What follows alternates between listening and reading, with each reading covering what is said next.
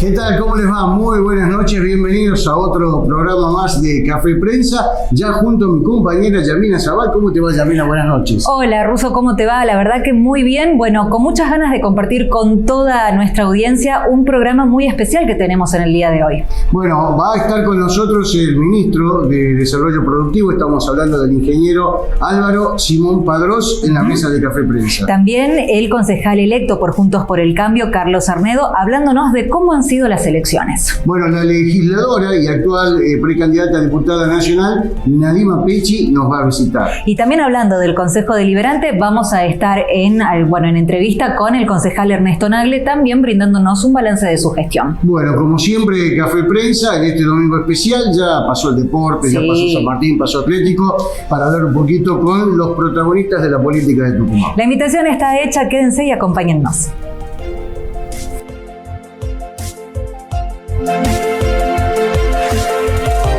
Bien, continuamos en Café Prensa por la pantalla de Canal 10 y ya tenemos nuestro primer invitado, Yamina. Exactamente, vamos a recibir al ministro de Producción de la provincia, Álvaro Simón Padrós, que ya está con nosotros. ¿Cómo le va, ministro? Gracias por esta nota. Muchas gracias por la invitación. Bueno, estamos en la plena temporada de zafra azucarera, una nueva zafra. Si bien las expectativas a comienzo eran muy buenas, bueno, también han pasado muchas cosas en el medio que cambiaron un poco esos resultados previstos. ¿Cuál es la situación actual? Una situación complicada, principalmente como resultado de las inclemencias climáticas, ¿no?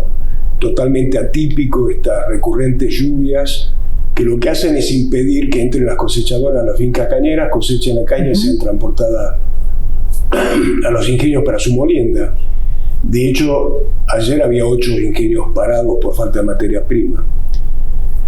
Afortunadamente el pronóstico del tiempo dice que estas lluvias van a cesar y que va a salir el sol, que va a haber buenas temperaturas, así que esperamos tener un avance continuo de la zafra. Cuando uno hace un análisis comparativo con la zafra 2022, hoy tenemos apenas un avance del 27%, cuando en la zafra 2022, a esta misma altura del año, teníamos un avance del 40%. También se produjo 49% menos de azúcar que el año pasado y 45% menos de alcohol. Eso demuestra que el avance está muy lento y eso obviamente preocupa porque todo día de zafra que se pierde no se lo puede recuperar. Y la zafra indefectiblemente termina a fines de octubre, principios de noviembre, que es cuando empiezan las lluvias estivales. Así que es muy probable que los pronósticos que teníamos a inicio de zafra no se cumplan tanto en la producción de alcohol como en la producción de azúcar, y es probable que quede caña en pie también. Ministro, este acuerdo que Argentina prepara con el fondo y las medidas económicas del ministro Massa en este caso, ¿hay expectativa en Tucumán con las grandes empresas? ¿Puede llegar a tocar a los empresarios de Tucumán con el dólar, con el adelanto de ganancias que quieren que se pague? ¿Hay expectativa en Tucumán con eso o no toca de cerca? No, siempre hay expectativas, ¿no?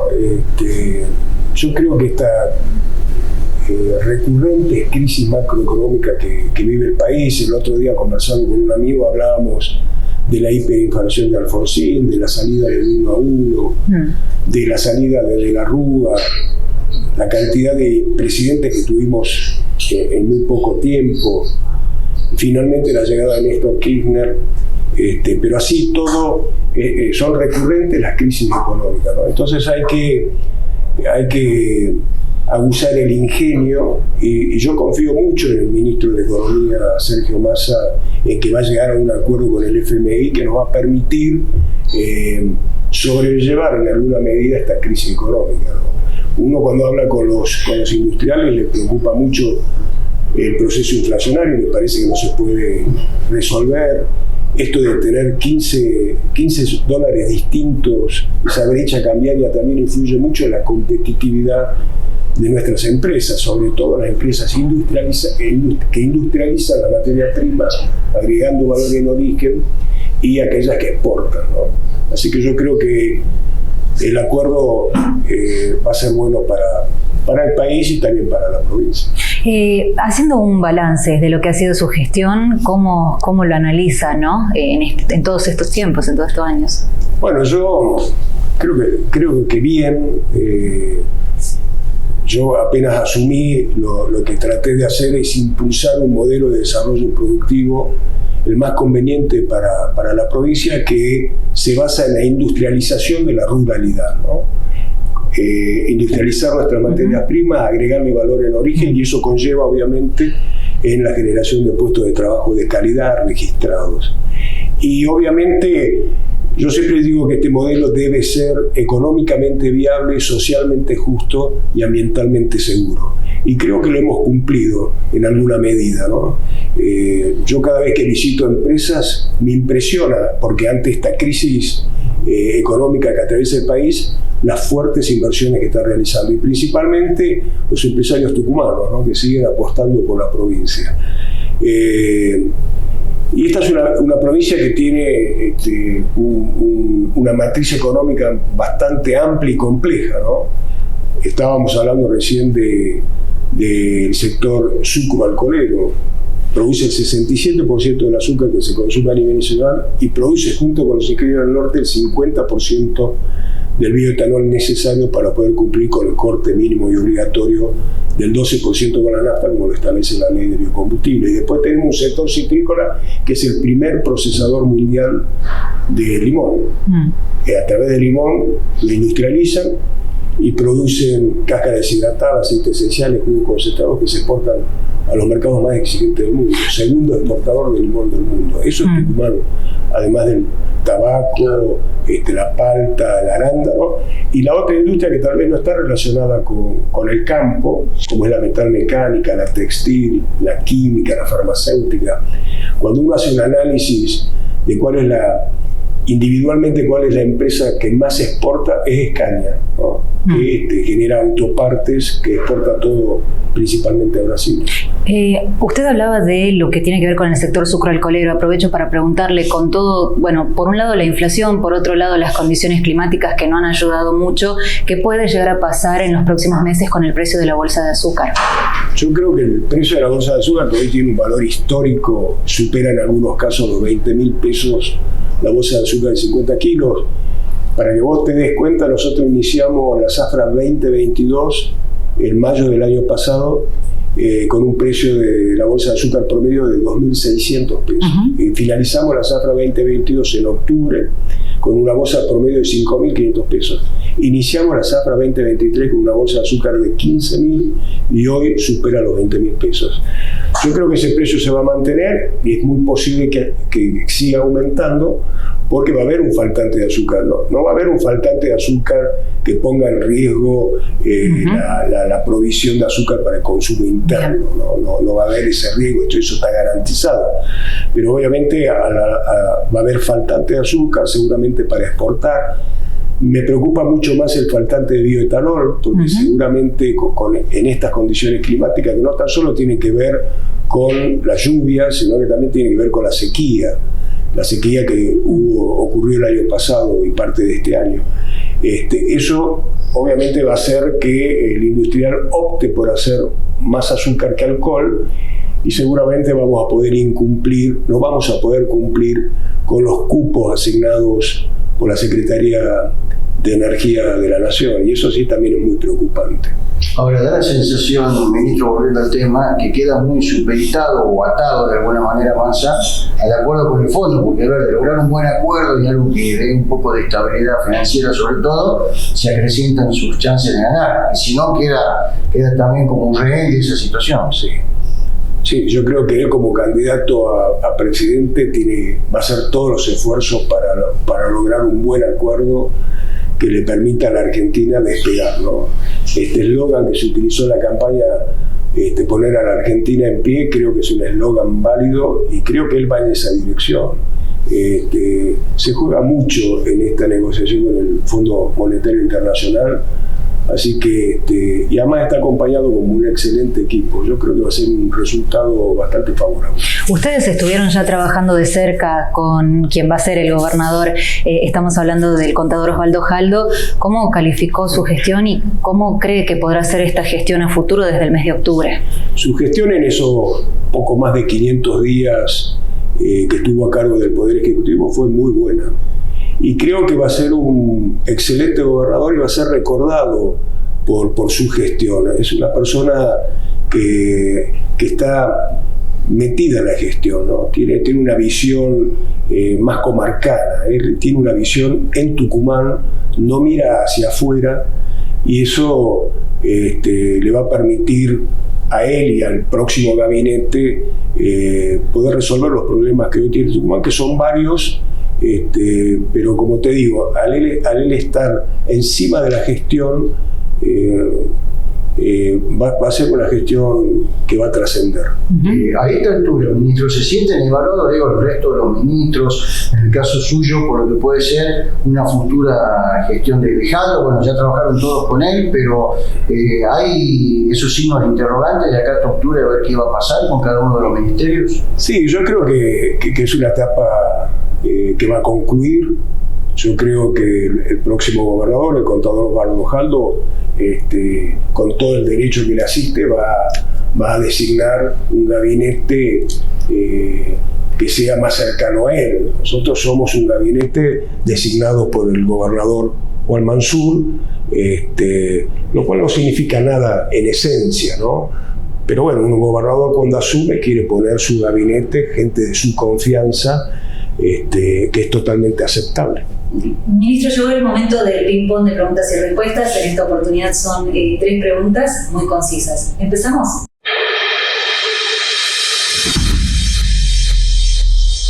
Bueno, la primera pregunta, que de hecho estábamos hablando un poquito, ¿seguirá usted en el gobierno de Osvaldo Jaldo? A mí me encantaría seguir siendo ministro de Desarrollo Productivo, pero es una decisión que va a tomar él y seguramente creo que esta es una etapa concluida y desearle la mayor de la suerte al próximo ministro. ¿Tucumán debería estar mejor en la producción de azúcar? No, creo que Tucumán está muy bien en la producción de azúcar, muy bien en la producción de bioetanol. Sí.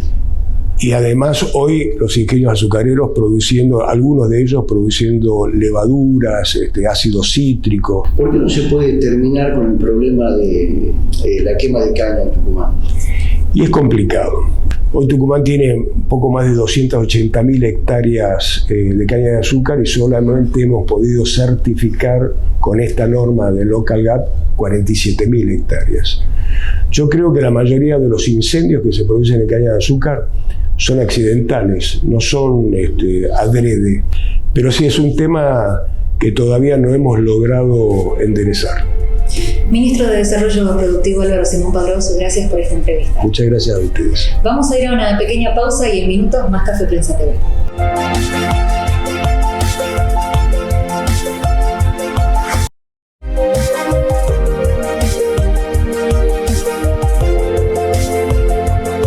Bien, continuamos en Café Prensa Yamina, ahora con una invitada en este caso para seguir hablando de política. Ella estuvo hace poquito en Café Prensa en radio, por supuesto ahora vamos a conversar con ella, legisladora Nadima Pechi, precandidata a diputada por Juntos por el Cambio, formando parte, ¿no?, de esta lista junto con, Patricia Bullrich como precandidata a presidente. ¿Cómo le va? ¿Qué tal? ¿Cómo están ustedes? Bueno, muchas gracias por la invitación. Bueno, han pasado muchas cosas desde la última vez que hablamos, rumbo a las PASO. ¿Cómo van ustedes transitando este camino? Bueno, con mucha confianza, con mucha responsabilidad. Vemos una sociedad cansada, harta de los mismos de siempre y con una necesidad de un cambio muy profundo, que es lo que representa nuestra lista y lo que representa Patricia. Así que con muchísima confianza y muy contento porque realmente sentimos el apoyo de la gente en cada lugar a donde vamos, ¿no? Creo que eso, que es lo que en su momento también hablábamos en el programa, en la radio, es esa sensación de que a Patricia la sostiene la gente y no la dirigencia, y es muy gratificante ver ese mensaje de esperanza que nos transmiten, ¿no? Ahora, Nadima, si bien cada provincia tiene su idiosincrasia y su manera de manejarse, pero ¿cómo vivieron la interna en Santa Fe, donde su candidata Carolina Lozada perdió de manera contundente con Puyaro? ¿Ha sido un golpe eso para Patricia? Yo creo que, a ver, como bien lo dijiste al principio, cada provincia tiene su realidad y no solo su idiosincrasia, sino su realidad política, de la que el resto del país no necesariamente pueda comprender, entender y saber bien de qué se trata, ¿no? Yo creo que ha sido rescatable el mensaje posterior, tanto de Patricia como de Carolina, en donde, bueno, se pusieron a disposición para trabajar juntos después de lo que fue una interna. Creo que ese es el mensaje que tenemos que rescatar.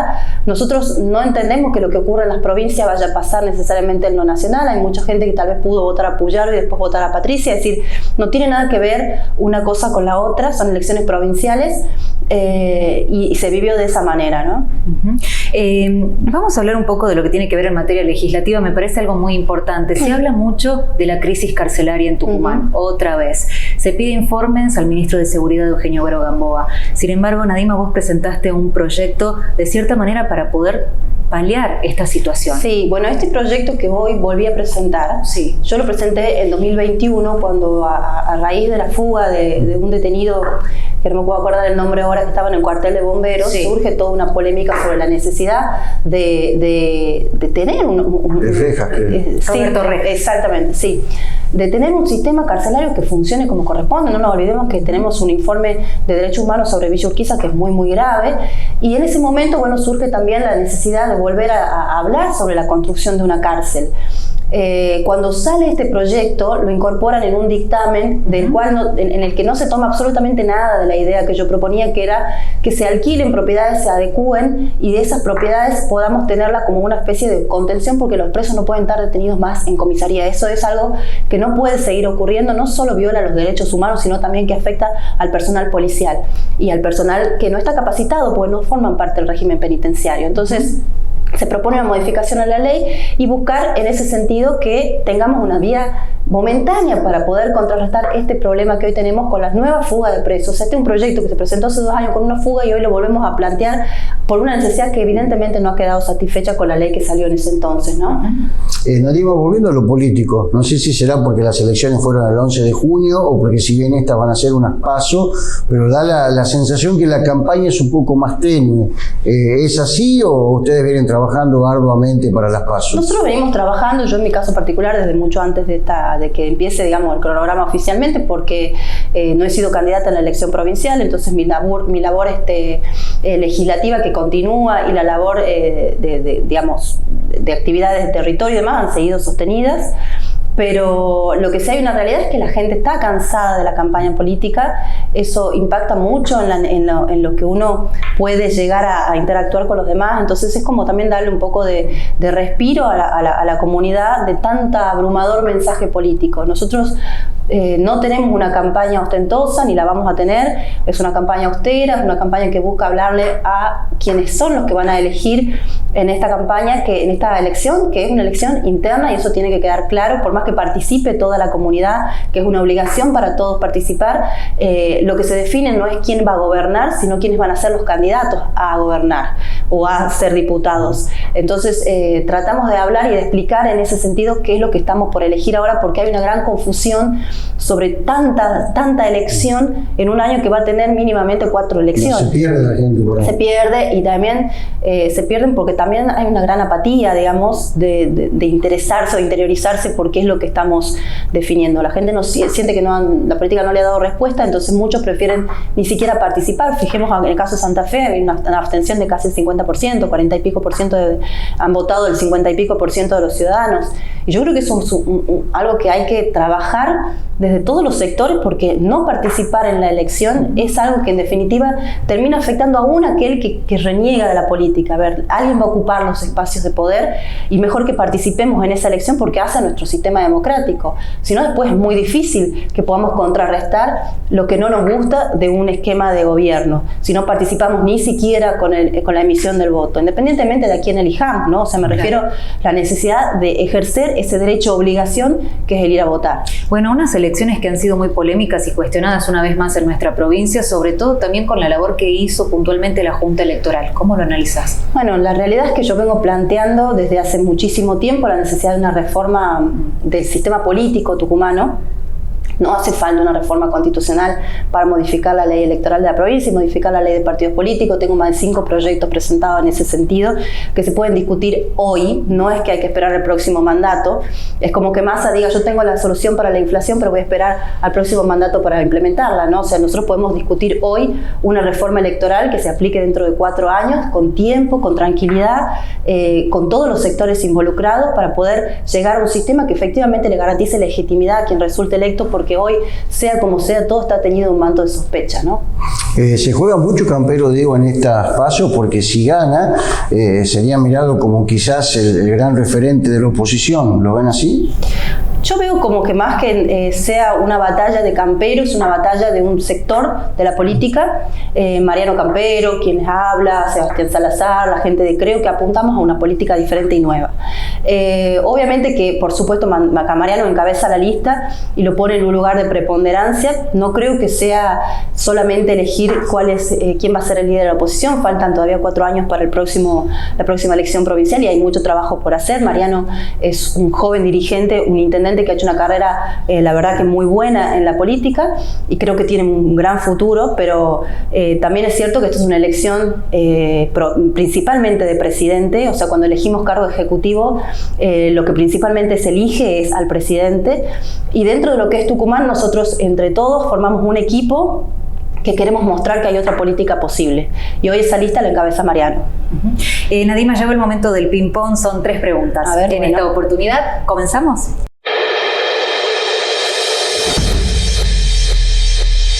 Bueno, ¿no se habla más con Ricardo Bussi? No. ¿Campero le gana a Alfaro en la provincia? Sí. Si no llega como diputada, ¿en qué lugar se imagina trabajando desde octubre? No lo sé, depende de un montón de factores, de quién gane la interna, de un montón de situaciones. La verdad que yo apuesto a un cambio profundo de país. Nadima Pecci, muchas gracias por venir a Café A ustedes Prensa. por invitarme, gracias. Muchísimas gracias. Vamos a ir a una pausa y ya volvemos.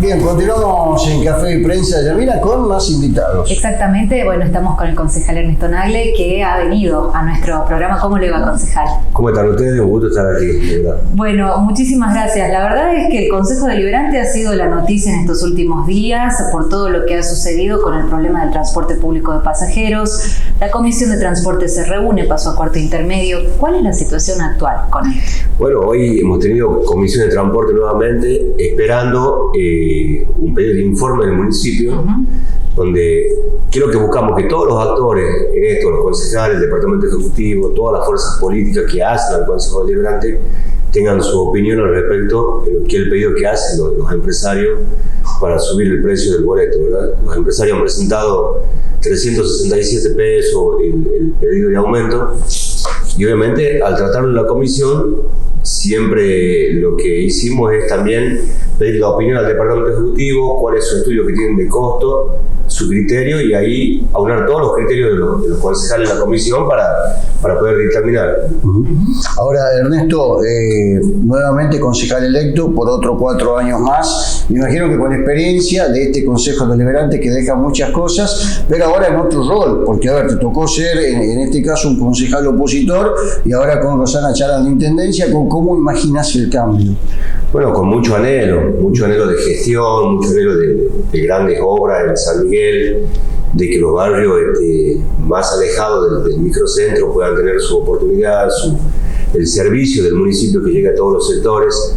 Creo que Héctor Roxana lo vino diciendo, nosotros también de nuestro espacio político acompañamos a ella, y tengo mucha fe de que va a ser una gestión muy importante. Y de mi rol de concejal, obviamente que acompañando y a disposición, ¿verdad? Llevando la voz de los vecinos a que sea la gestión de la intendencia. Hay cosas que quizás se deberían haber hecho antes, como por ejemplo la digitalización del boletín oficial municipal. ¿Qué opinas? Sí, venimos hace un tiempo ya con esta propuesta, que es una propuesta muy linda del concejal Emiliano Vargas Ignace. Bueno, lo votamos en la última sesión, y en esto se va a hacer una publicación ya digital de los actos, digamos, del municipio. Si bien venía siendo escrito en papel, ahora ya va a ser digital. La verdad que es una norma muy importante y tuvo el apoyo por unanimidad de todos los concejales de las distintas fuerzas políticas. ¿Le faltó información, digo, al gobierno, a la intendencia de Alfaro, digo, de algunos contratos? Ahora pedían informes del contrato de la basura que termina y que hay que ver qué va a pasar cuando asuma Rosana Chala, los gastos que se hacían, el presupuesto que tenía. ¿Faltó información en ese aspecto? ¿Se manejó demasiado solo sin depender tanto del Consejo? Alfaro, ¿cómo lo ves? Nosotros siempre del Consejo se pidieron informes de diferentes índoles, de diferentes temas. Algunas veces fueron respondidos, otras veces no. Otras veces llamamos a los funcionarios para que nos expliquen algunas situaciones.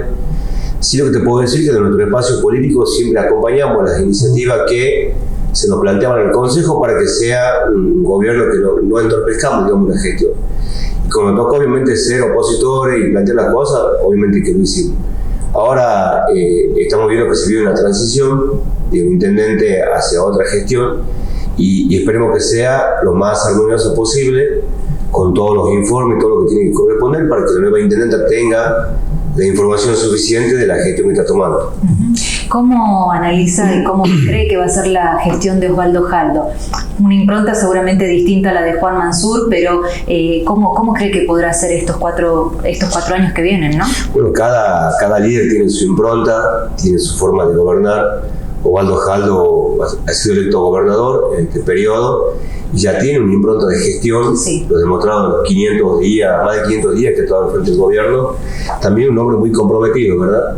Y yo creo que bueno, va a ser un hombre pensando siempre lo mejor para Tucumán, con una gran responsabilidad en la gestión y en muchas cosas que tenemos en gestión, y en eso lo veo a Osvaldo Jaldo muy ocupado. La mayoría de los concejales, inclusive hasta concejales de la oposición, destacaron la tarea de Fernando Juri como presidente, en este caso del Consejo. ¿Pensás que debe continuar? Sí, lo veo como un hombre que debe continuar. Obviamente depende del espacio político del peronismo, pero en lo personal lo votaría nuevamente presidente del Consejo. Ha logrado la gran mayoría de las normas que se han votado por unanimidad. Esto después de mucho debate, mucho consenso interno, pero logró de que entre los presidentes de bloque siempre nos pongamos de acuerdo, busquemos un equilibrio entre todas las fuerzas y sea un consejo armonioso, más allá de las diferencias políticas, pero dentro de todo armonioso y siempre a través del consenso. Y hay que destacar la figura del doctor Juri en esto, no solamente por la gestión política, sino también por la gestión dentro de la institución. Se han hecho muchas obras en el Consejo Deliberante. Hoy en día tenemos un aire acondicionado central, las distintas áreas tienen su oficina, se han renovado todos los pisos, digamos, de lo que es la infraestructura central del Consejo, y eso hay que destacarlo gracias a su gestión. Por otro lado, ¿qué proyectos o en qué hay que trabajar a criterio personal en estos próximos 4 años? Bueno, yo te puedo decir de lo que yo creo, sí. De gestión personal. Sí. Tenemos que trabajar mucho en cuestiones que son estructurales, pensadas en el tiempo, a largo plazo. Tenemos distintos flagelos que especialmente en nuestra juventud, y en eso creo que hay que hacer mucho hincapié en lo que es el deporte, lo que es la cultura, lo que es la contención. Hay que trabajar muchísimo, articular con distintos ministerios, con salud, con educación, con seguridad, buscando obviamente que pensamos por la ciudadanía del futuro. Y en eso una gestión que también la pienso continuar trabajando en esto y articulando con las autoridades que sean designadas en su momento por el gobernador, en mi rol de concejal, obviamente un gestor entre el vecino y las distintos ministerios, distintas instituciones, pero sí hay que hacer hincapié mucho en eso. Bueno, seguramente siempre se dice que el que gana quiere que todo siga igual y que no se toque, pero con esta ley del sistema de acople te tocó ganar 2 veces para llegar al Consejo Deliberante. ¿Cómo te sentís dentro de esta ley o pensás que tiene que cambiar? Bueno, me tocó integrar la lista oficial, segunda vez que integro la lista oficial, pero era 4 veces, pero esta es la segunda vez que encabezo como primer concejal. Y también hubo otros espacios que se dieron a través del sistema de acople. Yo la verdad que estoy de acuerdo con el sistema, por ahí, y en esto hay que ser clave en algo, digamos, el ciudadano le da la oferta electoral y el ciudadano elige. Entonces eligió diferentes referentes que se postularon a través de los acoples. Un sistema que ha permitido, y esto también lo usa la oposición, porque por ahí la oposición critica el sistema, pero también hace uso. Sí. ¿Verdad? Y especialmente la gente de Juntos por el Cambio.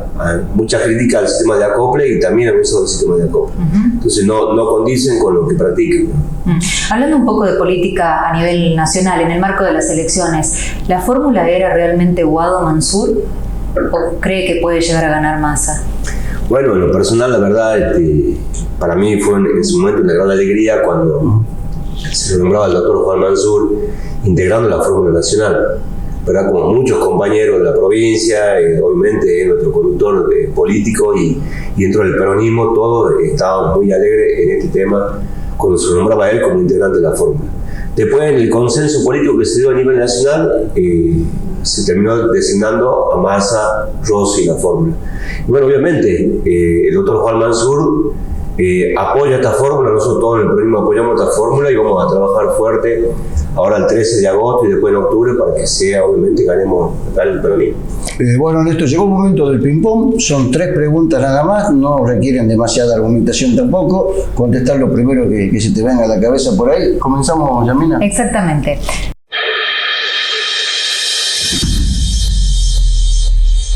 La primera pregunta, ¿le gustaría que el doctor Jury sea el ministro de Gobierno de la provincia? El doctor Jury, digamos, es un gran funcionario, un hombre muy capaz y creo que tiene la capacidad para ocupar distintos lugares muy importantes, muy ejecutivos, pero bueno, hoy en día nuestro presidente del Consejo y lo queremos presidente por mucho tiempo. Si Jaldo le ofrece un lugar dentro de su gabinete, ¿qué le diría? Bueno, es la conducción política.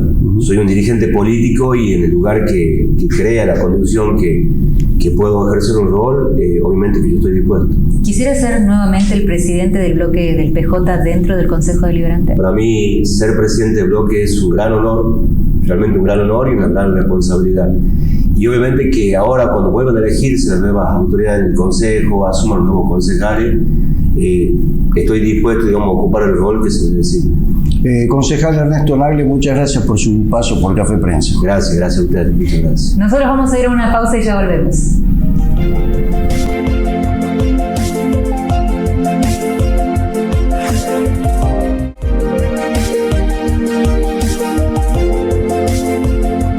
Muy bien, continuamos con más Café de Prensa TV y por supuesto ya tenemos más voces de protagonistas. Así es, porque saludamos a Carlos Arnedo, secretario de Servicios Públicos de la Municipalidad y bueno, concejal electo. Carlos, ¿cómo te va? Buenas noches y bueno, gracias por venir al Café Prensa. Buenas noches, muchas gracias por la invitación, un gusto estar acá.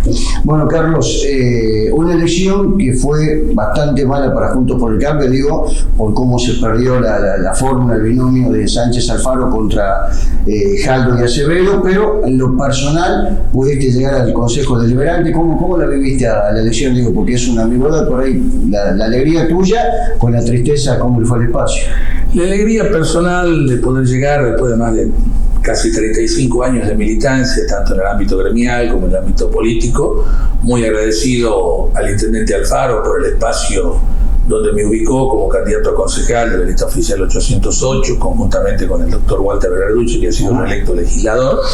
Conformamos un equipo importante de gestión, de trabajo, de militancia, como yo me gusta decirlo, de obreros de la política que tienen que ver con mejorar la calidad de vida de los vecinos, conjuntamente con la Contadora Pública Nacional Valeria Mayo, y candidata a diputada nacional, y con el contador Cristian Abre. La verdad que satisfecho por esa parte, digamos, y por supuesto con la tristeza propia de no haber podido ganar y ubicar a nuestra candidata intendente Beatriz Ávila como la primera candidata mujer dentro de la Municipalidad de San Miguel de Tucumán. Siempre digo yo que nosotros hemos tenido la mejor candidata de Juntos por el Cambio, del espacio para esa categoría de intendente, pero no hemos tenido el aparato, y ahí radica, entre otros temas, lo particular y lo fundamental que tiene que ver con esta derrota de aproximadamente casi 6.000 votos, ¿no? Hoy, ¿cómo está el espacio después de lo que han sido estas elecciones? Pregunto por, bueno, un Romero que ha sido bastante crítico, contundente, polémico. Dijo que, bueno, tanto el actual legislador José María Canelada, Silvia de Pérez y hasta usted ha sentido traición, es decir, han traicionado al espacio porque hubo muchos cortes de boleta. ¿Ha podido escuchar esas declaraciones? ¿Cómo lo analiza? Mire, ¿cómo le puedo decir? La única verdad es la realidad. Los números del circuito al cual se hace referencia hablan por sí solos. Y los números del conjunto de la capital también hablan por sí solos. Están hablando con el primer electo concejal por la capital del intendente Alfaro, conjuntamente con el reelecto Walter Berarducci. Somos la lista oficial, donde se ha conformado un equipo, como le decía, y donde hemos podido sacar más de 14.000 votos. La verdad que yo me fijo en los primeros 20, en las primeras 20 listas que ha arrojado el escrutinio definitivo. Da la casualidad que a quien ustedes se refieren no aparecen ni hasta los 20. Así que me parece que no quiero hacer más comentarios sobre el particular, porque no vale la pena. Esto es muy, muy claro y muy concreto. Los números hablan por nosotros. Por lo que decís, Carlos, evidentemente no lo hablaste con él el tema después de esas declaraciones, digo, pero ¿cómo era la relación de ustedes antes de la elección? Siempre perfecta.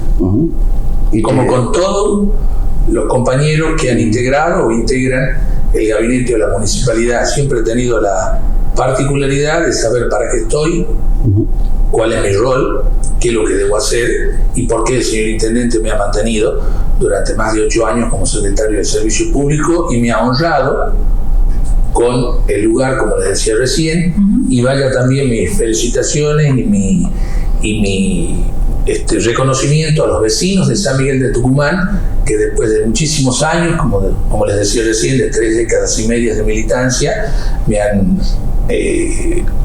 ofrecido, me han dado, mejor dicho, ese voto de confianza para que los represente en el cuerpo legiferante que viene de la capital, a los efectos de llevar adelante más y mejoras para la calidad de vida de los vecinos de San Miguel de Tucumán. Ya hablando en un futuro de esta gestión que se aproxima, ¿cuáles crees que son los puntos, proyectos principales para comenzar a trabajar?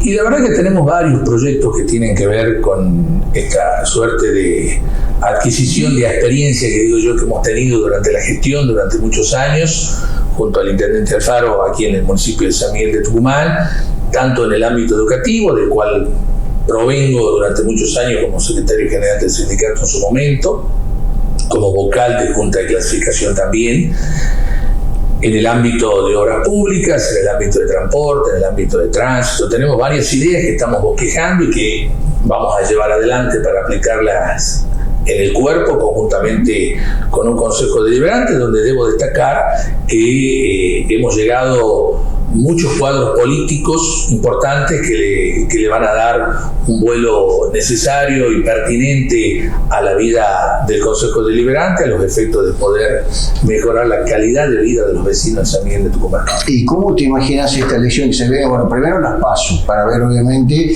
si pueden ser la lista que representa Juntos por el Cambio, pero ¿cómo la imaginas? ¿Muy diferente en cuanto a lo que ha sido esta última? Nosotros pensamos que vamos a andar muy bien, creemos que Horacio Rodríguez Larreta, quienes representamos en la provincia, tiene los quilates necesarios desde la gestión, desde las cosas que ha resuelto en favor de la Ciudad Autónoma de Buenos Aires, desde la manera de explayarse a todo el país. Simplemente cuenta qué es lo que ha hecho en su gestión y qué es lo que puede llegar a hacer en lo que viene. Seguramente va a ser el presidente de los argentinos, y en ese marco de cosas, la lista que se ha conformado en representación de Horacio Rodríguez Larreta en la provincia, vamos a andar muy bien, conjuntamente con el encabezamiento que lleva adelante el intendente Alfaro, Valeria Maya, el compañero Malmierca, entre otros, que integran una lista realmente heterogénea, importante, y que fundamentalmente tiene voto y que va a ser una representación parlamentaria sostenida e importante en el tiempo. Teniendo en cuenta el antecedente de gestión de quien es hoy el vicegobernador, estamos hablando de Osvaldo Jaldo, sí, a cargo del Ejecutivo, ¿cómo cree que va a ser la gestión justamente ya como gobernador en estos próximos 4 años?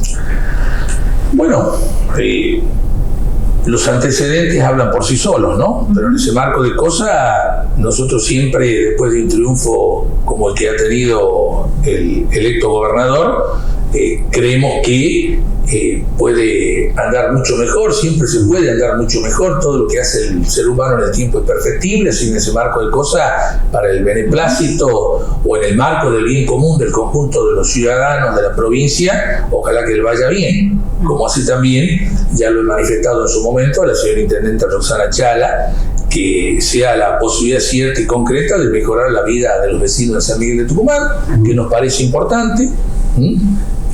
solo efecto de esta situación seguramente la han elegido y esperemos que ande bien para que esto se traduzca en más y mejores beneficios para los ciudadanos aquí en la quinta capital del país como es San Miguel, ¿no? Ahora, Carlos, puertas adentro en el espacio, hubo una mea culpa, una crítica fuerte, digo, porque más allá de lo que ustedes denunciaron, que era difícil luchar con el aparato, con mucha plata que había en la calle, ¿qué les parece que les faltó o por qué creen que no los acompañó la gente? Hemos cometido algunos errores, tal vez en la gestión, algunos puntos bajos de la gestión. Por otra parte, el aparato clientelar, seguido a la connivencia e ineptitud de la Junta Electoral Provincial, más la difícil situación de pobreza y de falta de dignidad totalmente en la que nos han llevado los distintos gobiernos que han precedido en la provincia de Tucumán, han ido complicando esta situación y como esta particularidad se ha dado esta derrota de la cual estamos hablando. Hay una serie de factores importantes, así que en ese marco de cosas creemos que ha ocurrido esa derrota que hemos tenido. Vuelvo a traerlo al tema del Consejo, si bien no le está tocando de cerca lo que está sucediendo, imagino que puede tener por ahí una opinión formada sobre lo que ocurre con el sistema de transporte público de pasajeros y todo este problema, ¿no? Digo, se pide un aumento en el boleto de colectivos, tienen que llegar estudios de costos, pero ¿cómo lo analiza usted en lo personal? Bueno, la situación en particular de los subsidios es un tema que influye bastante. También es cierto que hay ciertos empresarios que prácticamente pretenden vivir del subsidio y no agregar ni un peso de lo personal para seguir manteniendo el servicio. Yo soy muy concreto, es decir, empresario que crea que no puede o que no tiene o que no sabe cómo garantizar el servicio, que se dedique a otra cosa, pero no podemos seguir en este marco de situación proyectando un aumento o un pedido de boleto de colectivo de arriba de 300 pesos, creo que es lo que han pedido, sí, para que mejore un servicio que no mejora nunca. Un servicio donde lamentablemente las unidades de transporte están deterioradas, donde el reclamo de los compañeros trabajadores, choferes de colectivo, es casi permanente. Es casi permanente, le adeudaban junio, le adeudaban, si mal no recuerdo, el aguinaldo inclusive. Bueno, hay una serie de factores que influyen a la hora de este tipo de situaciones. Y en particular, bueno, estamos viviendo un descalabro económico y financiero en el país bastante difícil de sostener, que esto tampoco hay que dejar de lado, ¿no? El abanderado de la inflación, Sergio Tomás Massa, hoy es el mismo candidato a presidente del oficialismo. Entonces, bueno, hay cosas que realmente no se entienden. Lo que no ha podido solucionar desde el gobierno nacional con un candidato a presidente que es el actual ministro de Economía del país, pretenden hacerlo desde la presidencia de la nación con la misma persona. Porque acá también tiene que ver mucho la cuestión de los subsidios, la cuestión de las asimetrías y una serie de elementos económicos que influyen a la hora de tomar las decisiones. Fíjese usted que estamos con una precariedad salarial tremenda, producto de la espiral inflacionaria que estamos viviendo. Hay un interanual aproximadamente de un 120%, si mal no recuerdo, de inflación, y vamos subiendo.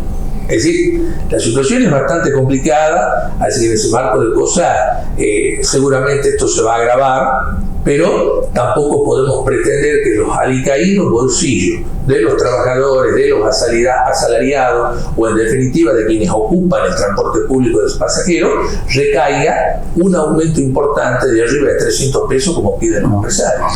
Carlos, llegó un momento del ping-pong, son 3 preguntas que no requieren demasiada argumentación, ya lo hiciste por ahí con nosotros en la radio, pero ahora son 3 preguntas nada más. El año pasado tuvimos la radio, ¿no? Claro, ahí son más preguntas. Comenzamos ya. Exactamente. La primera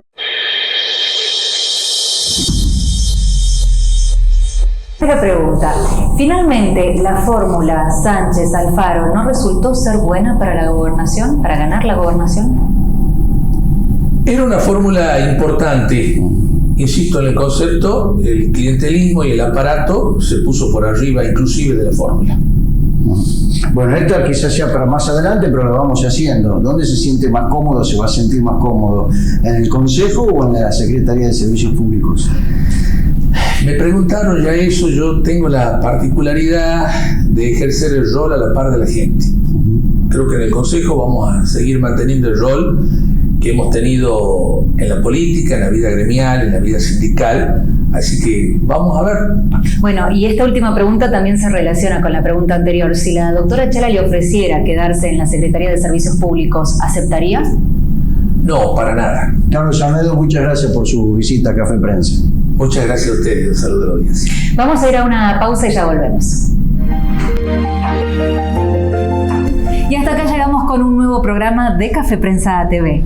Como siempre, un gusto, un placer, gracias a la producción de Juan Sterman, hoy con Natalia Alvarado Ábalos del otro lado, para nuestros compañeros que están acompañándonos y obviamente a toda la gente de asesores que trabaja para que este producto salga al aire. Por supuesto, Asesores Media, y en especial también un gran saludo a Roxana Cela, quien está allí también acompañándonos de cierta manera. Bueno, nosotros ya nos estamos despidiendo, gracias por estar ahí del otro lado. Recordá, el próximo domingo a partir de las 11 de la noche te esperamos en un nuevo programa de Café Prensa TV. Será hasta el próximo domingo, Russo. Hasta el próximo domingo. Muchas gracias por estar del otro lado. Chao, chao.